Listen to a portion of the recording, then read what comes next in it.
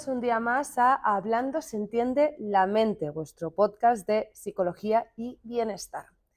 Hoy nos acompaña una profesional experta en cuidados paliativos y en acompañar a personas en la recta final de su vida, en la enfermedad y en la muerte. Ella es Cristina Llagostera. Cristina, bienvenida. Muchas Gracias por gracias. acompañarnos. Cristina es psicóloga, especialista en cuidados paliativos, psico-oncología y atención al duelo y las pérdidas, además de terapeuta relacional sistémica.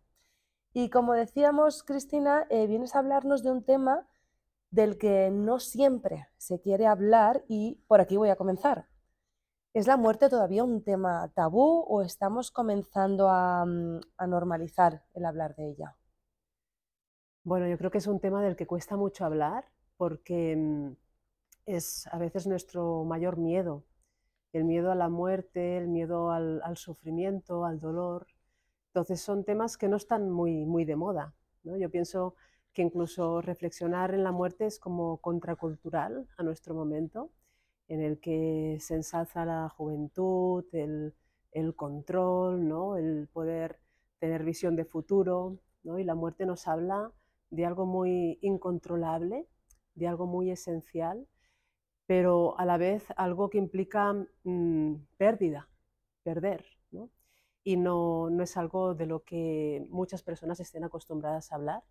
Sí que es cierto que quizás en el último tiempo se empieza pues, a hablar un poco más de este tema, o se ve la importancia de hablar de este tema porque, claro, todos nos vamos a encontrar en situaciones que tendremos o bien que acompañar a alguien querido o que viviremos una situación de pérdida absoluta de nuestra muerte, ¿no?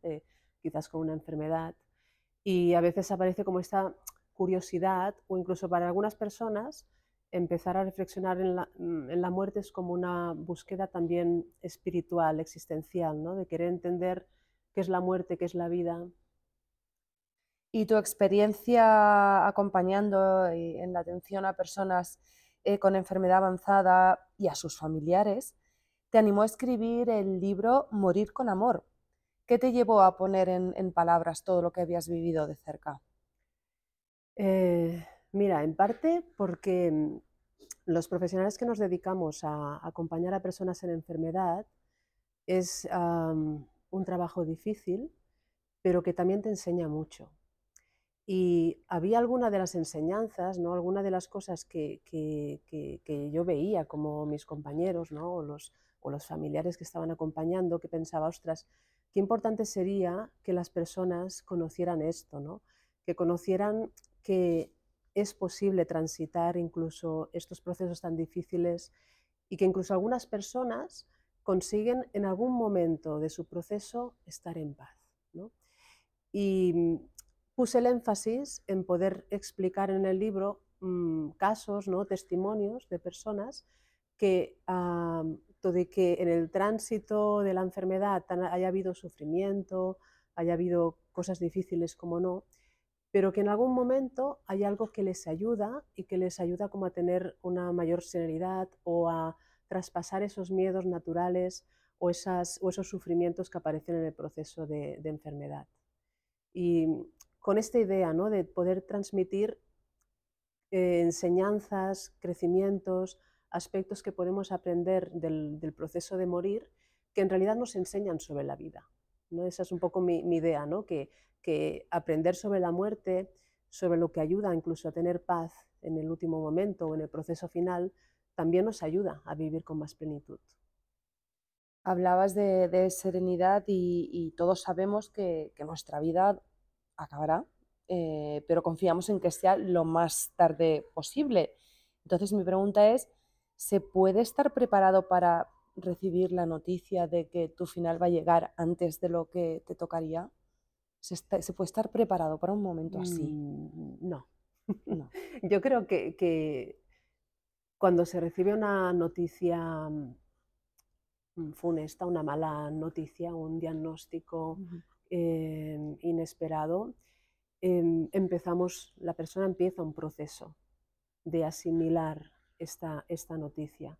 Sí que es cierto que algunas personas ya antes de llegar a este diagnóstico quizás han reflexionado sobre la vida, sobre la muerte, han podido hablar incluso con sus seres queridos de aspectos de sus deseos, ¿no? Incluso de sus deseos finales. Y esta reflexión previa de algún modo ayuda a veces. Pero cuando viene un diagnóstico, normalmente es algo que a la persona le puede venir desprevenida, ¿no? Que no se espera, e inicia todo un proceso de asimilar que su realidad ha cambiado completamente. Es decir, que quizás tenía una idea de futuro y que ese futuro ha cambiado drásticamente. Y para eso necesitamos un proceso emocional, no es instantáneo. Claro, y en ese futuro que se imaginaba, pues hay pérdidas porque hay cosas que vas a perder o que no vas a conseguir. Entonces, integrar todo lo que se ha perdido o se va a perder por culpa de la enfermedad, ¿cómo se hace? ¿Cómo les ayudáis a estas personas? Primero, viendo qué es lo que hace sufrir a esa persona en concreto, porque quizás lo que a mí me haría sufrir o a mí me generaría sufrimiento, Ujú. para ti puede ser diferente.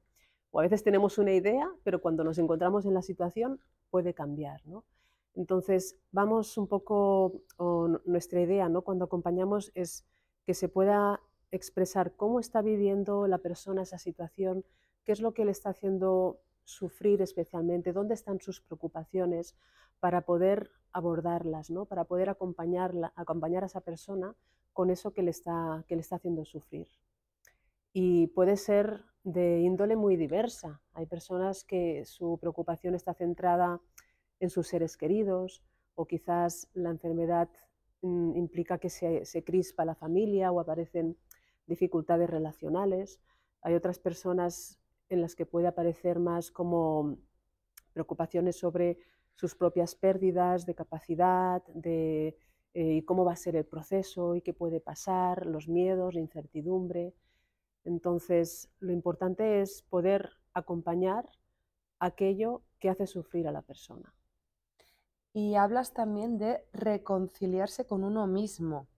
¿Crees que la mayoría de las personas tenemos que hacer ese trabajo antes de dejar este mundo? Bueno, ojalá, ojalá que lo pudiéramos hacer, ¿no? O que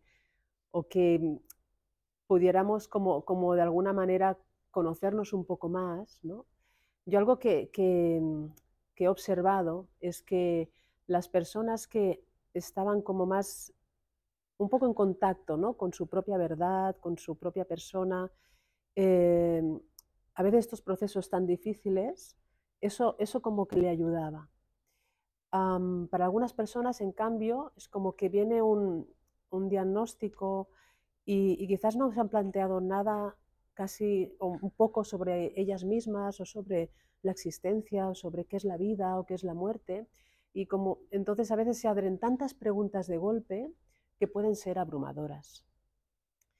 Y el tema de reconciliarse con uno mismo, con las propias circunstancias, es un proceso también de vida, ¿no? Ujú. Con eso que quiero decir que nunca se acaba, nunca, es decir, es un trabajo también de autoconocimiento y de asumir, vale, yo tengo estas circunstancias o a mí me ha pasado esto, pero a veces para llegar a esa reconciliación que tiene que ver con algo de aceptación, necesitamos todo ese proceso previo hasta que uno quizás puede decir, bueno, esto ha sido así, no es lo que yo deseaba, pero puedo asumirlo y puedo vivirlo. Y en algún punto estoy en paz con ello. Dices que como profesional en estos acompañamientos también has sido testigo de momentos de gran belleza, no solo de sufrimiento. Absolutamente, Es sí. así. Sí, sí, momentos de también humor, ¿no?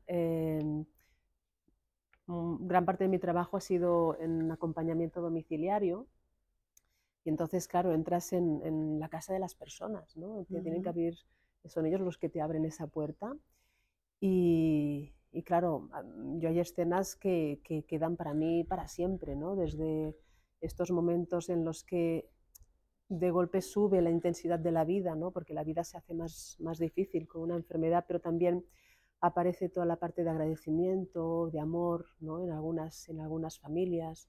Pues he podido a veces contemplar eso como una madre acompañaba a su hija, ¿no? O como un matrimonio después de cada visita la concluían con un beso, ¿no?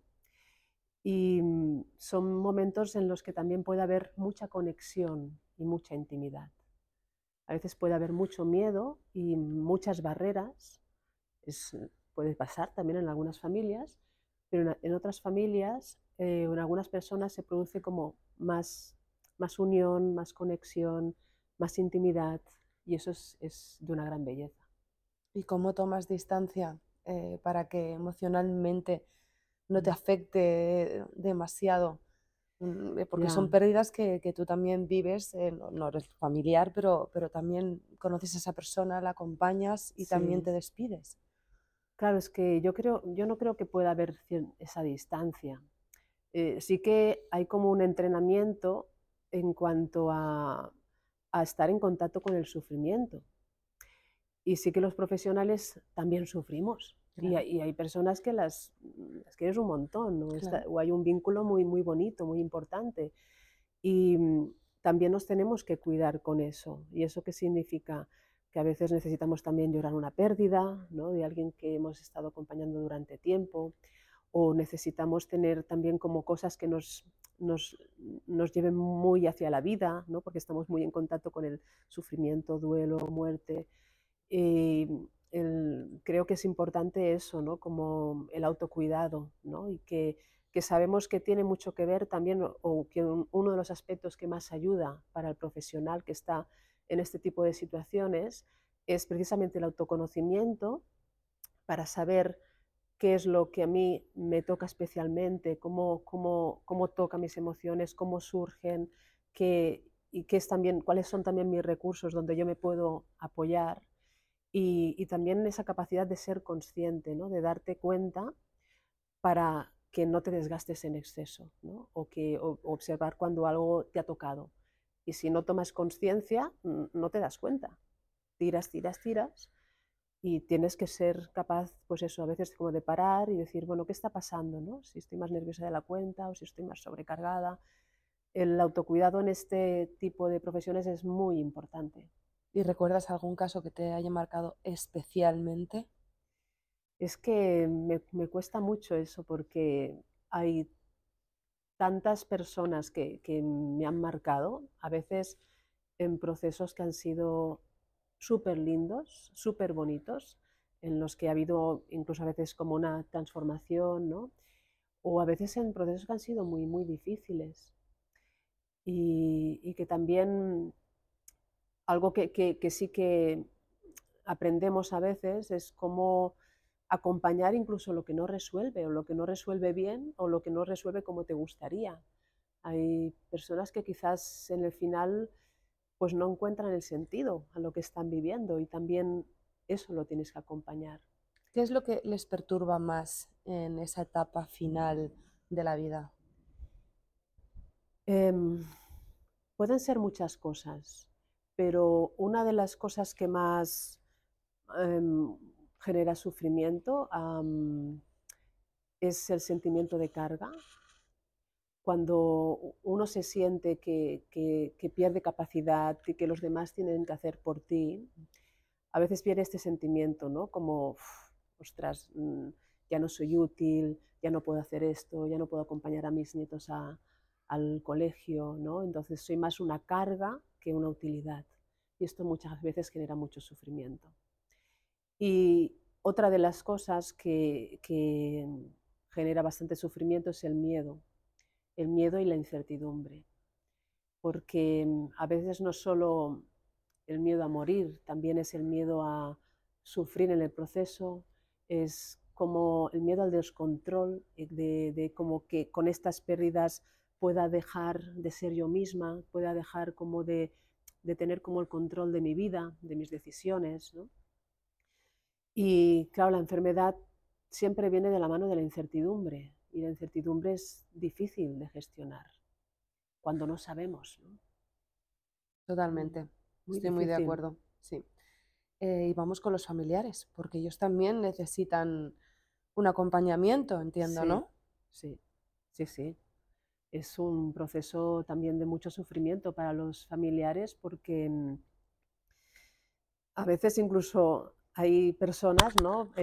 Pacientes que dicen, "Ah, creo que es peor para él o para ella que para mí". Porque, claro, a veces uno dice, mira, si lo tengo que pasar, lo paso. Pero ver a otra persona sufrir es algo muy complejo, ¿no? Y algo que nos remueve mucho por dentro. Y el cuidador no solo tiene que hacerse cargo de muchas cosas que antes no se hacía cargo, mucha más aspectos prácticos, ¿no? Que tiene que asumir, también tiene que lidiar con ver el sufrimiento de la otra persona, ¿no? Y todo lo que Ujú. eso es difícil, y también con su propio sufrimiento. Entonces, o a veces también sosteniendo el sufrimiento de otros familiares. Y eso realmente es muy, muy complejo y muy desgastante. Y muchas veces lo que vemos es que durante el proceso de enfermedad las personas aguantan mucho. Los familiares aguantan carros y carretas. Eh, Sacan ahí toda su fortaleza. Y a veces viven cosas muy impactantes que en ese momento es como que están aguantando, aguantando, aguantando, porque están por la otra persona, Ujú. están cuidando a la otra persona, su atención está en la otra persona. Pero después en el duelo sale todo eso. Todo ese impacto que no se ha podido digerir durante el proceso de enfermedad saldrá en el duelo con imágenes, momentos, situaciones que no se ha podido digerir. Ha sido demasiado fuerte a veces, ¿no? Y en el duelo es cuando hay el tiempo para eso y es cuando lo trabajamos a fondo. ¿Puede ocurrir que una vez que fallece ese familiar al que has visto deteriorarse durante un largo tiempo, una vez fallece, por fin puedes recordarlo como era de verdad? Con salud, activo en su vida diaria, es cuando por fin puedes recurrir a ese recuerdo y no al recuerdo o a la imagen de ver a esa persona postrada en la cama, por ejemplo. Ya. A veces las imágenes impactantes son las que quedan en primer plano. Mm. Y durante un primer tiempo en el duelo, a muchas personas les pasa que les vienen las imágenes impactantes, porque es lo que está más fresco, todavía por digerir, Mm. pero también hay que transmitir la esperanza, ¿no? De que si eso se consigue elaborar, se consigue como digerir, entonces aparece este buen signo de que empiezan a emerger los recuerdos anteriores. Y en un momento estos recuerdos difíciles se van difuminando, van cogiendo menos importancia y emergen los otros, los recuerdos de la persona sana, la persona en momentos bonitos de la vida, ¿no? ¿Qué podemos aprender de la muerte? Aquí es una pregunta Sí, yo creo profunda. que podemos aprender muchas cosas porque, claro, la muerte nos pone el recordatorio, que a veces no queremos recordar, de que la vida es finita, de que no estamos aquí para siempre. Y también nos pone este recordatorio de qué es lo esencial. Es decir, cuando de golpe nos damos cuenta de que hay esta percepción, ¿no? La vida es finita, no estamos aquí para siempre. Quizás es algo que también nos ayuda como a romper un poco ese piloto automático en el que vivimos sin darnos cuenta de forma un poco consciente y nos permite ver, vale, pero ¿qué es realmente importante? ¿No? ¿O qué es esencial para mí? Que quizás para una persona será una cosa y para otra otra. Y la muerte nos pone delante muchas veces con nuestra propia existencia, con quiénes somos nosotros mismos, cómo son mis relaciones, ¿no? ¿De qué estoy satisfecha? ¿De qué me arrepiento? ¿De qué relaciones me hubiera gustado que fuera algo distinto? ¿Qué hay que puedo hacer con esto? Entonces yo soy un poco, insisto bastante en este tema, de que es importante estas enseñanzas, ¿no? Que pueden extraer algunas personas en el proceso de morir o en el proceso de enfermedad, traerlas a la vida, que no hace falta esperar al final para buscar una reconciliación o para buscar ver cómo entiendo yo esto tan misterioso que es la muerte o que es la vida. Qué importante es eso, Cristina. Absolutamente, sí. Que a veces hasta que no te llega el mazazo de noticias tremendas por parte de tu médico, no te das cuenta de qué estoy haciendo con mi tiempo, qué valioso es el tiempo, qué estoy haciendo con Claro. mi vida. Volvemos otra vez a los que se quedan al entorno, a la familia. Trabajar en la aceptación de la muerte puede ser muy distinto si ocurre tras una larga enfermedad o si ocurre de manera repentina por un accidente. Sí, Son casos muy distintos. sí. El shock puede ser completamente distinto, ¿no? Es así, sí. Y claro, cuando es una muerte repentina, el shock, ¿no? Esta palabra que tú has dicho, ¡pam!, empieza en ese momento. Cuando hay un proceso de enfermedad, hay una parte muy difícil que es ver el deterioro, que es vivir esta incertidumbre, este miedo, ¿no? Pero también hay un tiempo de preparación, de duelo anticipado, ¿no? De la persona internamente, desde que conoce un diagnóstico fatal, empieza a prepararse, ¿no? Pero sí que es cierto que cuando la muerte es repentina, ahí empieza el duelo y no hay la posibilidad muchas veces de despedida, no hay la posibilidad como de cerrar, quedan muchas cosas a veces abiertas y, y esto es algo que puede ocurrir en cualquier momento. Con lo cual, por eso también es importante este recordatorio, ¿no? de que la muerte existe, ¿no? Y que puede pasar y que no esperes a más allá, ¿no? A otro momento, si hay cosas que necesitas resolver o cosas que necesitas agradecer o cosas que necesitas expresar. Y hay duelos que se arrastran toda la vida porque despedir a abuelos, a padres, pues entra dentro de la ley de la vida, pero despedir a un hijo es antinatural. Es así. De todas maneras, aunque yo conozco padres y madres que han perdido a hijos, y eso no significa que el duelo dure siempre. Puede haber una parcela de dolor, ¿no? Y por supuesto de recuerdo, pero el duelo en algún momento se transforma y cambia. Y muchas veces cambia cuando la conexión con ese ser querido, ¿no? Con ese hijo o ese padre o hermana, o quien sea que haya fallecido, ya no la tengo fuera, ¿no? Y al principio eso provoca muchísimo dolor, pero después hay esa percepción de que hay una conexión interna con esa persona y eso es lo que como acaba resolviendo, ¿no? O lo que sana el duelo. Podemos prepararnos durante la vida, desde la salud, para un impacto psicológico así, ya quizá tanto para que le ocurra a alguien de nuestro entorno como para recibir nosotros un mal diagnóstico. ¿Nos Mm. podemos preparar de alguna manera? Yo creo que en lo que nos podemos preparar es empezar a reflexionar sobre qué es para mí la muerte, qué, qué sería importante para mí en el proceso de morir, si pudiera elegir, em, qué significado, qué sentido le doy a la vida sabiendo que existe la muerte, mm, qué hay de importante, ¿no? De esencial para mí. Es decir, que las circunstancias no las podemos elegir, lo que pueda pasar, no nos podemos preparar porque la incertidumbre está ahí, no se puede elegir. Pero sí que el reflexionar sobre la muerte, y de hecho se ha hecho en muchas culturas durante milenios, como un acicate para conectar hacia adentro con preguntas existenciales y para ganar profundidad en la vida. En esto que hablábamos, ¿no? Que si tenemos más presente lo que es esencial, quizás no perderemos tanto tiempo, no nos despistaremos tanto con otros aspectos que no son tan importantes, ¿no? Y esto sí que muchas personas con enfermedad te lo dicen, ¿no? De que ahora me doy cuenta de la vida va en serio y me doy cuenta de lo que es importante y de lo que no tanto.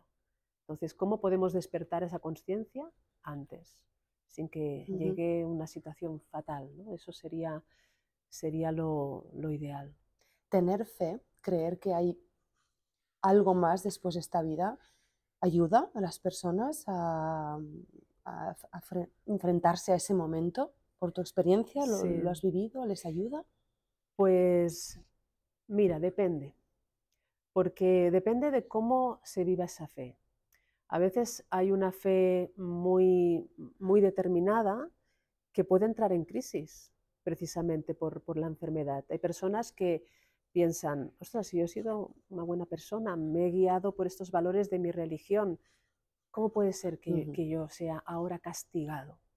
Y se puede vivir como un castigo. Es decir, a veces también entendemos, ¿no?, que dentro de las creencias hay creencias religiosas, también espirituales, que ahora son creencias más comunes, en las que se vive como una espiritualidad más amplia, ¿no? Quizás no hay un camino definido o una creencia muy definida, pero sí hay una percepción de que hay un después o un deseo de que me reencontraré con mis ujú, seres queridos. ujú, O quizás para otras personas la trascendencia es que no hay un después, pero yo sé que este amor que siento quedará con los míos. También es otra forma de trascender. Entonces, lo que miramos, ¿no?, o exploramos es cómo es la creencia de la persona, cómo vive ella esta dimensión espiritual y ver si eso le ayuda o en algún punto le genera sufrimiento, porque a veces hay sufrimiento detrás de una creencia, no porque tener una creencia siempre ayuda. Entonces tenemos que ver si realmente es un recurso para la persona o si es algo que le puede hacer sufrir por alguna razón. Vamos a ir acabando, Cristina. Para concluir, dices que el amor es primordial para morir en paz. Sí, El amor lo puede todo, incluso en sí. estos momentos tan dolorosos. Y el amor entendido también de una forma muy amplia. Yo creo que el proceso de morir es un proceso de entrega, ¿no?, de apertura también en la persona, ¿no?, de expansión. Y tiene que ver también con, o sea, cuando escribía este libro, no es solo que es importante ser acompañados con amor, que por supuesto, ¿no?, porque ese amor es como un cobijo en este proceso tan difícil, sino que qué importante, ¿no?, sentirse en lo posible reconciliado con las propias circunstancias, como decíamos, con uno mismo. Qué importante que ese amor en relación con los demás no encuentre barreras y pueda expresarse, ¿no?, porque eso también ayuda. Pero hay personas que también les ayuda un amor trascendente. Quizás encuentran cobijo en su interior en una sensación de paz, de amor, o en una creencia en la divinidad, o en una sensación de que son energía y que eso también tiene un aspecto amoroso. Es decir, es el amor en este aspecto tan amplio y que para mí también es sinónimo de apertura. Cristina, gracias por el trabajo que haces, que es muy importante. Gracias por ponerlo en palabras, compartirlo en este libro y por acompañarnos hoy y explicárnoslo también en este pequeño espacio. Muchas Hasta muy gracias. Gracias a pronto. Gracias, vosotras. Cristina. Gracias.